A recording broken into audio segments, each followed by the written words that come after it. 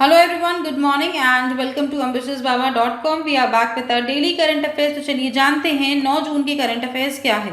उससे पहले मैं आपको बता दूं कि हमारे टेलीग्राम चैनल का लिंक, आज की पीडीएफ का लिंक और हमारे करंट अफेयर्स ऐप का लिंक नीचे डिस्क्रिप्शन बॉक्स में दिया हुआ है, वहां पर जाके आप इन सबको डाउनलोड कर सकते हैं। ऑल्सो अगर आपने हमारे यूट्यूब चैनल को नहीं सब्सक्राइब किया है अभी तक तो प्लीज़ उसे सब्सक्राइब कीजिए और वहां पर बेल आइकन प्रेस कीजिए ताकि आपको हमारी कोई भी वीडियोज़ की नोटिफिकेशन जल्दी से जल्दी मिले। Okay, moving on to the first question. पहला सवाल, स्पेशल लिक्विडिटी फैसिलिटी के तहत कितना अमाउंट नाबार्ड ने असम ग्रामीण विकास बैंक को दिया है। 5 ऑप्शन है हमारे पास। ए 100 करोड़, बी 189 करोड़, सी 270 करोड़, डी 346 करोड़ या फिर ई 600 करोड़। तो चलिए इसका आंसर इस 270 करोड़ रुपए नाबार्ड ने दिए हैं टू दी आसाम ग्रामीण विकास बैंक। तो चलिए पहले मैं आपको बता दी हूँ नाबार्ड ये क्यों दे रही है। हमारी जो रिजर्व बैंक ऑफ इंडिया है उन्होंने 50,000 करोड़ की सैंक्शन की है टू द 3 फाइनेंशियल इंस्टीट्यूशंस जैसे कि नाबार्ड, सिडबी और एनएचबी। इन तीनों को 50,000 करोड़ का सैंक्शन दिया हुआ है। ये जो स्पेशल लिक्विडिटी फैसिलिटी दी गई है ये खाली कोरोना वायरस पैंडेमिक से लड़ने के लिए, बिकॉज भारत लगभग 2 महीने कंप्लीट लॉकडाउन पे था जिसके कारण सब इंडस्ट्रीज ऑलमोस्ट बंद पड़ गई थी। तो इनमें कैपिटल इन्फ्यूज करने के लिए रिजर्व बैंक ऑफ इंडिया ने ये अनाउंस किया है लिक्विडिटी फैसिलिटी। तो चलिए बात करते हैं नाबार्ड को टोटल कितना मिला है। 50,000 करोड़ में से नाबार्ड को मिला है 25,000 crore, that is that is actually 50%, जिसमें वो रीफाइनेंस करेगी रीजनल रूरल बैंक्स को, कोऑपरेटिव बैंक्स को और माइक्रो फाइनेंस इंस्टीट्यूशंस को अलग अलग राज्यों में, ताकि जो हमारे फार्मर्स हैं मतलब मेनली किसान हैं उनको कोई भी प्रॉब्लम नहीं हो, कोई भी परेशानी नहीं हो और वो आराम से खेती वगैरह कर सके। और ये जो वो बैंक्स को डिसबर्स करेगी, बैंक्स किसानों को दे सकते हैं in the form of loans या फिर किसान क्रेडिट कार्ड्स और अलग अलग स्कीम के तहत उन्हें दे सकते हैं। मैं आपको बताती हूँ वन थिंग, किसान क्रेडिट कार्ड के ऊपर, किसान क्रेडिट कार्ड के तहत कोई भी फार्मर 1,60,000 तक का विदाउट कोलैटरल लोन ले सकता है, मतलब उसे कुछ भी गिरवी रखने की ज़रूरत नहीं है। और इस पर इंटरेस्ट भी बहुत ज़्यादा मिनिमम चार्ज होता है और ये काफ़ी सारे बैंक्स देती हैं जैसे कि एसबीआई, एक्सिस, एचडीएफसी वगैरह सब बैंक्स देती हैं। Okay, moving on. तो चलिए बात करते हैं national bank for agriculture and rural development यानी कि नाबार्ड ने स्पेशल लिक्विडिटी फैसिलिटी के तहत 270 करोड़ रुपए दिए हैं टू दी आसाम ग्रामीण विकास बैंक, ताकि जो एग्रीकल्चरल एक्टिविटीज़ है उन्हें सपोर्ट किया जा सके। सबसे ज़्यादा इनमें अफेक्टेड हुए हैं हमारे किसान, बिकॉज एज इट इज़ उनके पास लिक्विडिटी क्राइसिस हमें रहती है। और आपने सुना ही होगा जगह जगह कि काफ़ी सारे जो किसान हैं वो सुसाइड कर लेते हैं ताकि बिकॉज वो अपना लोन वगैरह नहीं चुका पाते। ये सारे रीजंस है, तो इसके लिए गवर्नमेंट ने इन्फ्यूज़ किया है। ओके, तो चलिए बात करते हैं नाबार्ड ने पहले कितने पैसे दे दिए हैं। ऑलरेडी नाबार्ड ने 20,000 करोड़ रुपए ऑलरेडी दे दिए हैं against the special liquidity facility. Cooperative banks को उन्होंने दिया इसमें से 15,200 करोड़ और रीजनल रूरल बैंक्स को नाबार्ड ने दिया है 5,300 करोड़ अलग अलग राज्यों में।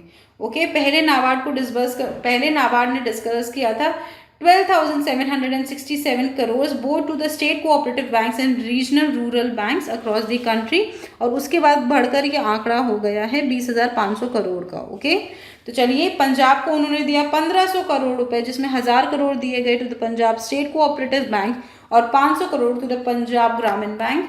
और वेस्ट बंगाल को भी उन्होंने दिए हैं 1,050 करोड़, जिसका ब्रेकअप मैं आपको बताती हूँ।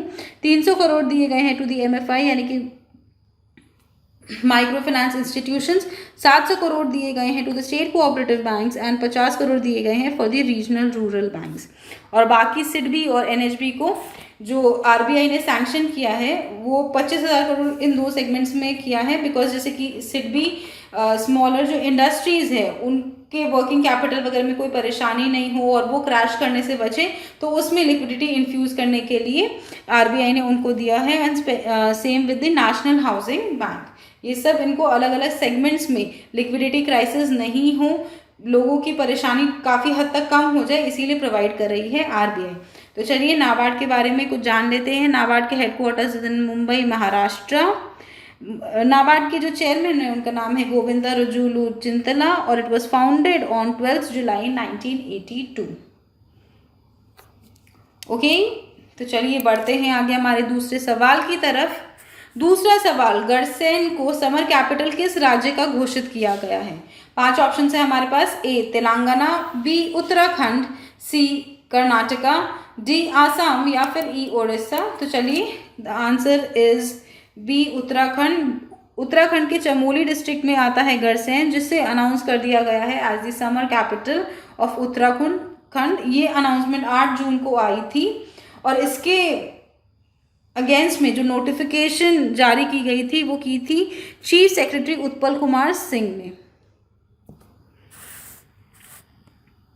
ओके, 2017 के मैनिफेस्टो में जो वहाँ के चीफ मिनिस्टर है त्रिवेंद्र सिंह रावत, उन्होंने कहा था कि वो गरसेन को उत्तराखंड का समर कैपिटल बनाएंगे और इससे वहाँ के जो गवर्नर है उसकी मंजूरी मिली। ओके, तो चलिए बढ़ते हैं। अब पहले उत्तराखंड के बारे में कुछ जान लेते हैं। उनके गवर्नर का नाम है बेबी रानी मौर्य गवर और उनके चीफ मिनिस्टर का नाम है त्रिवेंद्र सिंह रावत। और अब उत्तराखंड के 2 कैपिटल्स हो गए हैं। उनका विंटर कैपिटल इज देहरादून और गरसेन हो गया है उनका summer capital which is now officially announce. तो चलिए जानते हैं कौन कौन से स्टेट्स एंड यूनियन टेरिटरीज के मोर देन 1 कैपिटल है। जम्मू एंड कश्मीर का Srinagar is their summer capital and Jammu is their winter capital. Uttarakhand का Gairsain is the summer capital and Dehradun is the winter capital. Himachal Pradesh का Dharamshala is their summer capital और शिमला उनका विंटर कैपिटल। महाराष्ट्र, ये बहुत लोगों को नहीं पता है, ये हमने हमारे महाराष्ट्र की स्टैटिक जीके की क्लास में भी बताई है कि Mumbai is the summer capital of Maharashtra whereas Nagpur which is the city of oranges is the winter capital of Maharashtra. और आंध्र प्रदेश का जो लेजिस्लेटिव, ऐसे आंध्र प्रदेश के 3 कैपिटल्स है बट इम्पॉर्टेंटली उनका Amaravati is the legislative capital और Hyderabad is the capital of 2 states it is Andhra Pradesh and Telangana.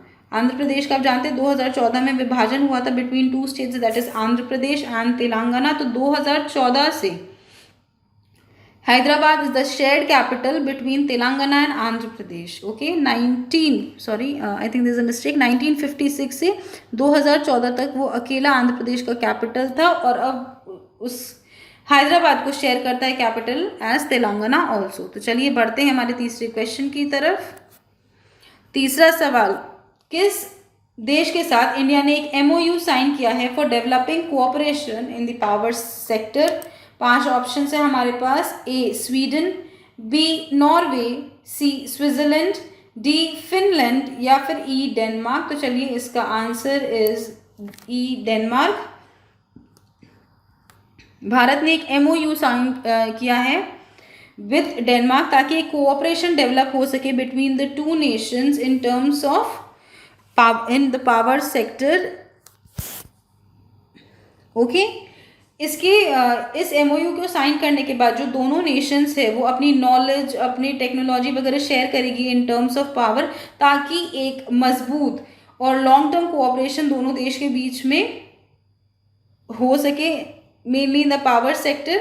Okay, और किन किन एरियाज में ये दोनों देश कोलैबोरेट करें चलिए एक बार जान लेते हैं। जैसे कि offshore wind, long term energy planning, forecasting, flexibility in the grid, consolidation of grid codes to integrate and operate efficiently, variable generation options, flexibility in the power purchase agreement and variability in renewable energy productions. Okay, तो इसकी technicality पे हम नहीं जाएंगे, ये जो उस field के वो ज़्यादा बेहतर समझ सकेंगे, बट आपको खाली इतना जानना है कि भारत ने हाल ही में डेनमार्क के साथ एक MOU साइन किया है और इससे दोनों देशों को काफ़ी ज़्यादा फ़ायदा होगा अपने पावर सेक्टर्स में ग्रोथ करने के लिए, बिकॉज दोनों जो देश है अपनी टेक्नोलॉजीज़ वगैरह शेयर करेंगे, अपनी नॉलेज शेयर करेंगे ऑन अ कॉमन प्लेटफॉर्म।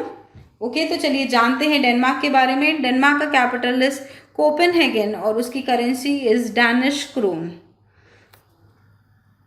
तो चलिए बढ़ते हैं आगे हमारे चौथे क्वेश्चन की तरफ। चौथा सवाल, किस राज्य ने एक online based management platform launch किया है on the world environment day? 5 option है हमारे पास। ए उत्तर प्रदेश, बी कर्नाटका, सी मध्य प्रदेश, डी पंजाब या फिर ई आंध्र प्रदेश। तो चलिए इसका answer is E, Andhra Pradesh. World environment day यानी कि 5 जून को वहाँ के जो सीएम है वाई एस जगमोहन रेड्डी, उन्होंने लॉन्च किया था ये कह सकते हैं लॉन्च किया था ये पोर्टल, जो ऑनलाइन वेस्ट मैनेजमेंट में हेल्प करेगा। मैं आपको बताती हूँ, जो आंध्र प्रदेश गवर्नमेंट थी वो बहुत ज़्यादा परेशान थी, बिकॉज उनके कई सारे जो इंडस्ट्रियल बेल्ट्स है वो रेड एंड ऑरेंज जोन में आते हैं, जिसका मतलब कि वो अपना जो इंडस्ट्रियल वेस्ट है उसको सही से सेग्रीगेट और डिस्पोज नहीं कर रहे थे वो। तो इसी की चिंता जताते हुए कि वो डायरेक्टली उनकी वाटर बॉडीज़ को इन्फेक्ट कर रहा था, वाटर बॉडीज़ में ऐसे ही रिलीज़ कर दिया जा रहा था विदाउट ट्रीटमेंट। तो वहाँ की जो सरकार है उन्होंने एक online waste management platform launch किया है, ताकि जो उनका लिक्विड वेस्ट है, चाहे वो हानिकारक हो या नहीं हानिकारक हो, उसे वो कलेक्ट कर सके फ्रॉम दीज इंडस्ट्रीज़, उसे ट्रीट करके प्रॉपरली डिस्पोज कर सके।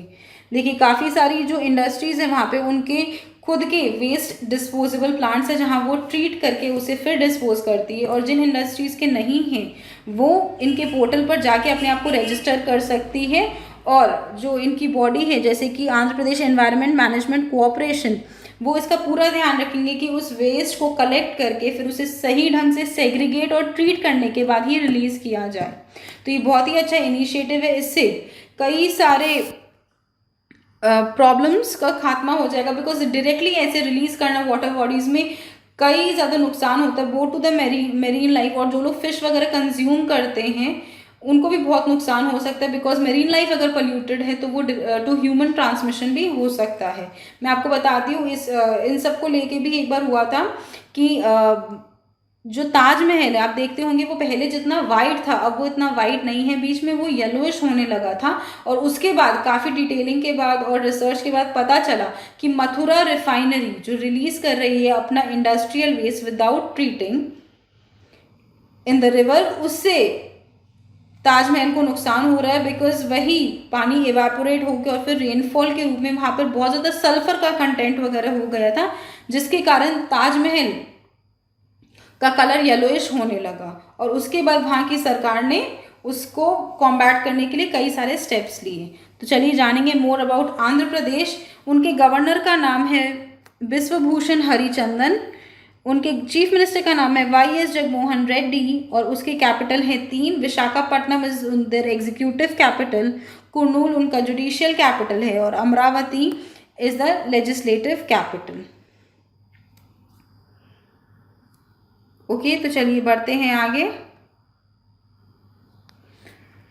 जो ग्रॉस डायरेक्ट टैक्स कलेक्शन है 2019-20 में वो कितने % तक गिर गया है, और उसकी अमाउंट है 12.33 लाख करोड़।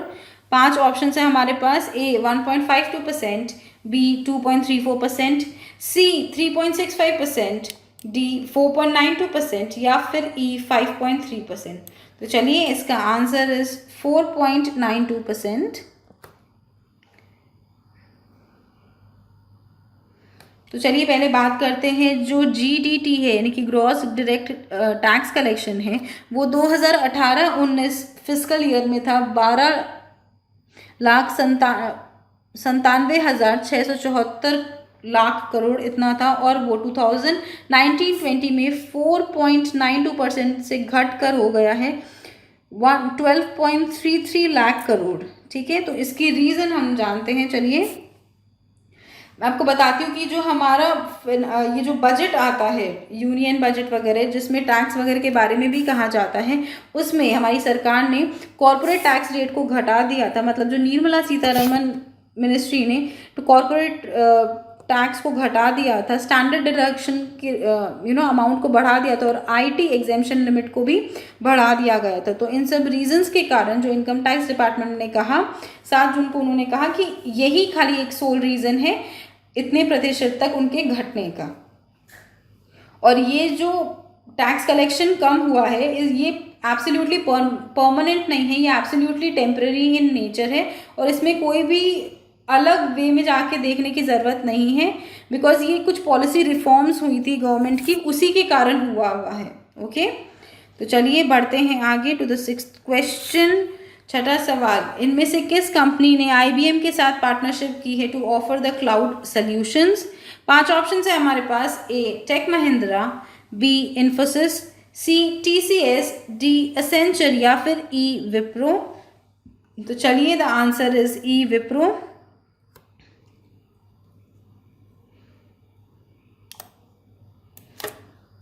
तो चलिए एक बार इसकी एक्सप्लेनेशंस डिटेल में जान लेते हैं। विप्रो ने IBM के साथ पार्टनरशिप की है ताकि एक हाइब्रिड क्लाउड माइग्रेशन सॉल्यूशंस तैयार कर सके।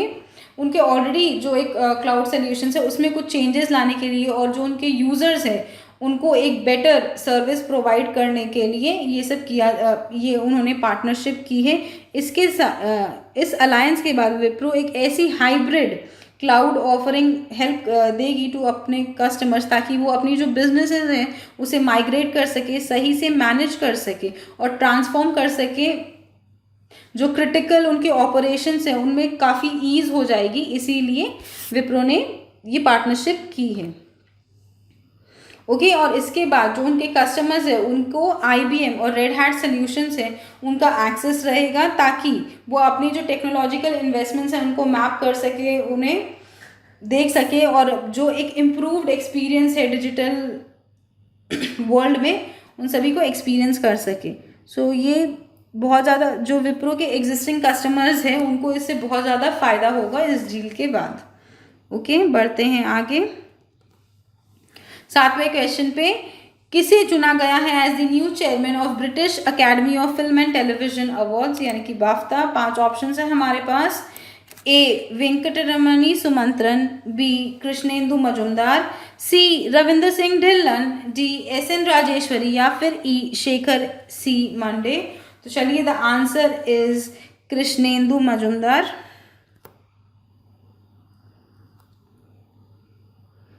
तो चलिए पहले हम जानेंगे कि क्यों कृष्णेंदु मजुमदार को चुना गया है हाल ही में। इस साल जो बाफ्ता है यानी कि British Academy of Film and television arts, वो कंट्रोवर्सी में आया था बिकॉज उनका मानना था कि अदर देन वाइट पीपल उन्होंने किसी को भी नॉमिनेट नहीं किया in the main acting categories, और जो विमेन है वहाँ पे जो डायरेक्टर्स वगैरह थी उन्हें भी शॉर्टलिस्ट नहीं किया गया, मतलब उन्हें बाहर कर दिया गया फ्रॉम नॉमिनेशन। तो इन सब को देखते हुए एक स्पार्क हो गया था सोशल मीडिया पे कि बाफ्ता वॉज बीइंग बायस, इसीलिए उन्होंने कृष्णेंदु मजुमदार को चुना है as the chairman of their academy. ये पहले ऐसे non white chairman and he is also the youngest in the 73 years of history में he is the youngest person to be chaired. इससे पहले मैं आपको बता दूं बाफ्ता के अलावा इससे पहले सेम कंट्रोवर्सी में आई थी ऑस्कर्स अवार्ड्स, उसमें भी कहा गया था कि वो खाली वाइट लोगों को प्रेफरेंस करती over the people of other skin colours like brown हो चाहे ब्लैक हो। So the same thing happened with बाफ्ता और इसीलिए वो काफ़ी ज़्यादा नेगेटिव इसमें आया था इन दिस पर्टिकुलर ईयर।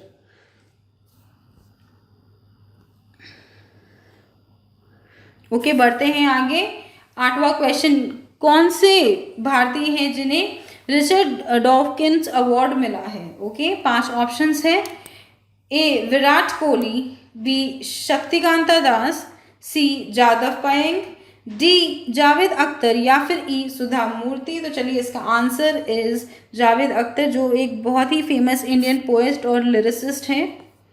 मैं आपको बताती हूँ, चलिए पहले कुछ इस अवार्ड के बारे में। जो रिचर्ड डॉकिंस अवार्ड है ये 2003 से कंटिन्यूसली दिया जा रहा है and it is named after Richard Dawkins, जो एक इंग्लिश एवोल्यूशनरी बायोलॉजिस्ट थे और दुनिया के टॉप थिंकर में उन्हें जाना जाता था। 2013 में एक पोल हुआ था ऑफ द प्रोस्पेक्ट मैगजीन और उसमें उन्हें वर्ल्ड टॉप थिंकर का खिताब मिला था। खिताब आप कह सकते हैं या उस वोट में वो जीते थे। ओके तो चलिए बात करते हैं। Javed Akhtar became the first Indian to be given the honour for critical thinking, holding religious dogma up to scrutiny and advancing human progress and human values. वो कह रहे थे, जावेद अख्तर ने एक स्टेटमेंट में कहा था कि वो काफ़ी ज़्यादा ऑनर्ड है इस अवार्ड को लेके बिकॉज ये उनके फेवरेट रह चुके हैं मिस्टर रिचर्ड डॉकिंस। ओके, हर साल ये अवार्ड किसी ना किसी को दिया जाता है जो कि अलग हो, जिनके सोचने की थिंकिंग अलग हो, जो ह्यूमन वैल्यूज़ को इन्फ्लुएंस कर सके, या साइंटिफिक ट्रूथ, मतलब वो कोई भी रिलीजियस स्टिग्मा या पॉलिटिकल सिनेरियो से बायस नहीं हो, उनकी एक, आप कह सकते हैं, एक ओरिजिनल थिंकिंग हो। ओके, तो उन्हें दिया जाता है, और जो पब्लिकली इसको प्रोक्लेम करे विदाउट वरिंग अबाउट देयर, कि वो उनके करियर को इम्पैक्ट कर सकता है, उनके रेपुटेशन को इम्पैक्ट कर सकता है। ओके, तो आप कह सकते हैं एक ओरिजिनल थिंकर को ये अवार्ड हर साल दिया जाता है। वो कोई भी फील्ड से हो सकता है, साइंस हो, स्कॉलरशिप हो, एजुकेशन हो, या एंटरटेनमेंट हो। तो इस साल भारत में मतलब पहली बार किसी को ये अवार्ड मिला है from India in the 17 years, और उनमें वो है जावेद अख्तर। मैं आपको बताती हूँ, जावेद अख्तर को भारत में पद्मश्री और पद्म भूषण दोनों से नवाजा गया है। ओके, तो चलिए बढ़ते हैं हमारे 9वें क्वेश्चन की तरफ। डैनियल डुबोव ने हाल ही में चेस रैपिड चैलेंज जीता है इन आर्मागेडन। किस कंट्री को वो बिलोंग करते हैं? 5 ऑप्शन है हमारे पास। A UK, B Russia, C USA, D Italy, या फिर ई फ्रांस। तो चलिए इसका आंसर इज बी रशिया, रूस को बिलोंग करते हैं। एक टाई ब्रेकर हुआ था between 2 countries, that is US and Russia, और उसमें जीते थे रशिया के डैनियल डुबोव। ओके, ये लिंडोस एबे रैपिड चैलेंज में दोनों के बीच में टाई हुआ था, और उन्होंने बीट किया है हिकारू नाकामुरा, जो कि यूनाइटेड स्टेट्स को बिलोंग करते थे। 24 साल की जो ये रशियन है, उनको जो प्राइज मनी मिली थी वो थी $45,000,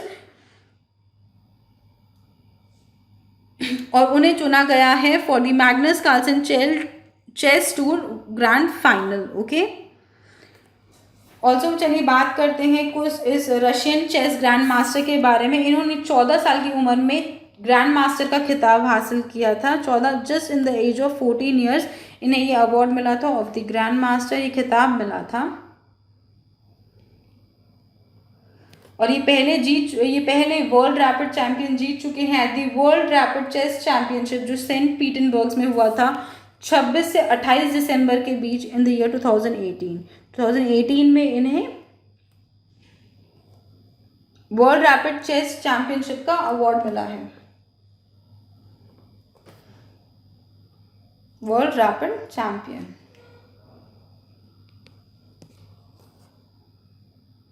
तो चलिए बढ़ते हैं हमारे the last question for the day की तरफ। 10वां सवाल, वर्ल्ड ओशन डे हर साल किस दिन मनाया जाता है? 5 ऑप्शन है हमारे पास। 7 जून, 8 जून, 9 जून, 10 जून, या फिर 11 जून। तो चलिए इसका आंसर इज बी, 8 जून को हर साल वर्ल्ड ओशन डे मनाया जाता है। ये दिन खाली इसीलिए मनाया जाता है कि सबको, जितने भी लोग हैं हम लोगों को, सबको याद दिलाया जा सके कि ओशंस यानी कि जो महासागर है उनका कितना ज़्यादा इम्पैक्ट और उनका क्या रोल है हमारी एवरीडे लाइफ पर। तो यूनाइटेड नेशंस ये हर साल ये दिन इसीलिए मनाता है ताकि हम एक कलेक्टिवली कुछ एक्शन ले सके टू प्रोटेक्ट आवर ओशंस, और क्या हम उसमें चेंजेस ला सके ताकि हमारी जो मेरीन लाइफ है उसे प्रिजर्व कर सके, हम लोग मेराइन रिसोर्सेज को प्रिजर्व कर सकें। तो इसके लिए यूनाइटेड नेशंस इस दिन को मनाता है ताकि कोई ना कोई कंट्री से कुछ ना कुछ इनोवेटिव आता रहे, और वो सब हम लोग यूज़ करके अपने ओशंस को बहुत लंबे टाइम तक बचा सकें। ओके, और उनका 2020 का थीम है innovation for a sustainable ocean. मैं आपको बताती हूँ, हाल ही में बहुत ज़्यादा सेव ओशंस को लेके आया था, बिकॉज हम हमारे ओशंस को बहुत ज़्यादा पल्यूट कर रहे थे, प्लास्टिक्स बहुत ज़्यादा यूज़ कर रहे थे हम लोग, और हमारे ओशंस में वो जाए जा रहा था, एक डेब्रिस क्रिएट हो गया था। तो बीच में आप देख सकते हैं कुछ हाल फिलहाल कुछ सालों में सेव ओशंस को लेके बहुत बार बीच बीच में आंदोलन होते आए हैं, भले ही वो स्मॉल स्केल पे हो, लेकिन इनको लेके बहुत ज़्यादा अवेयरनेस लोगों में फैलाई जा रही है for not using plastics, because ये अल्टीमेटली नदियों से सागर में और सागर से महासागर में डंप होते जा रहा है। ओके, तो चलिए एक बार हम लोग रिवाइज कर लेते हैं जून में और कौन से दिन आते हैं जो चले गए हैं, एक बार उनका रिविजन कर लेते हैं हम लोग। तो चलिए 1 जून को मनाया जाता है world milk day and global day of parents. 2 जून को मनाया जाता है international sex workers day and Telangana formation day. 3 जून को मनाया जाता है वर्ल्ड बाइसाइकिल डे। 4 जून को मनाया जाता है international day of innocent children victims of aggression. और 5 जून को मनाया जाता है वर्ल्ड एनवायरनमेंट डे यानी कि वो विश्व पर्यावरण दिवस। Okay friends, so with this we come to the end of today's class. I hope आपको ये वीडियो पसंद आया हो। अगर ये वीडियो पसंद आया तो इसे लाइक कीजिए, अपने दोस्तों के साथ शेयर कीजिए और हमारे चैनल एम्बिशियस बाबा को सब्सक्राइब ज़रूर कीजिए। Thank you friends, it's all for today. Have a good day.